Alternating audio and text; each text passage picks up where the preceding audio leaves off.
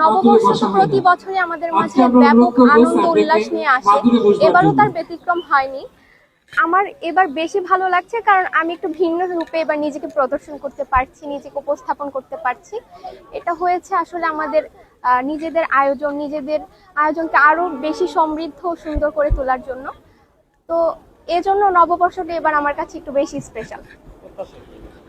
নববর্ষের প্রত্যাশা যেন আমাদের দেশ থেকে সকল দুর্নীতি অনিয়ম দূর হয়ে যায়, সবাই আমরা সুন্দরভাবে সার্বজনীনভাবে আমাদের দেশটাকে সুন্দরভাবে গড়ে তুলতে পারি, এটাই আমার প্রত্যাশা।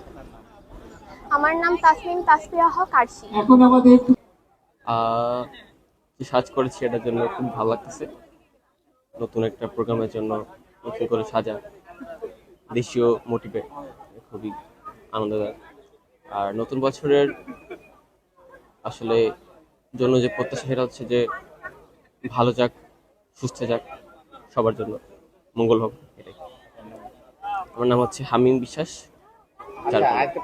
আমাদের নববর্ষ এভাবে আসলে অনেক বছর পরে পাওয়া, ছোটবেলা যেরকম দেখতাম তেমন এখন আসলে দেখা যায় না। তো এটা নতুনত্বের শুরু, এটা আমাদের বছর পঞ্জিকার শুরু। সেই হিসেবে আমি চাই যে সবকিছু শুভভাবে আবার শুরু হোক। সব